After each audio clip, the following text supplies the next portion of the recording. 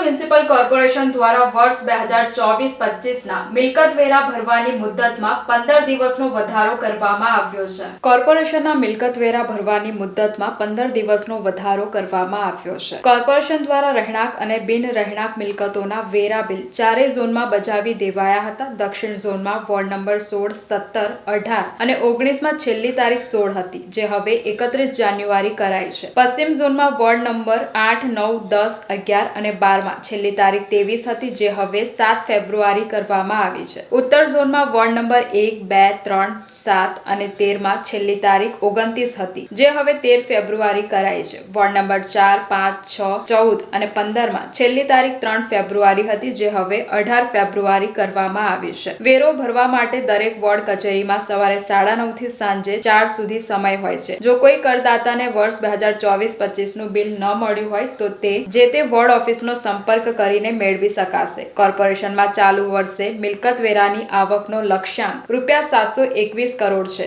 જેની સામે અત્યાર સુધી ₹378 કરોડની આવક થઈ ચૂકી છે।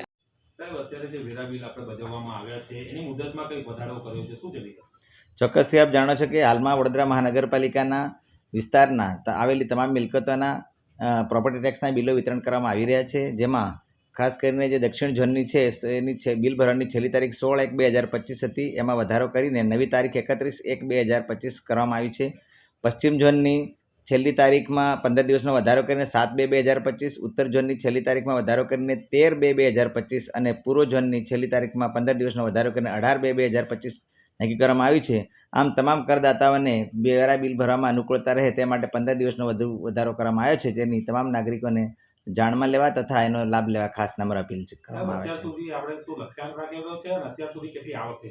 વડોદરા મહાનગરપાલિકામાં બજેટ લક્ષ્યાંક 721 કરોડનો છે, તેમાં એની સામે અત્યાર સુધીમાં 380 કરોડ જેટલા આવી વસૂલાત થઈ ગઈ છે। તમામ નગરજનો માટે નમ્ર અપીલ છે કે જે મુદતનો વધારો કરવામાં આવ્યો છે તેનો લાભ લે અને સમય મર્યાદામાં મિલકત વેરો ભરપાઈ કરવા બધાને નમ્ર અપીલ કરવામાં આવે છે।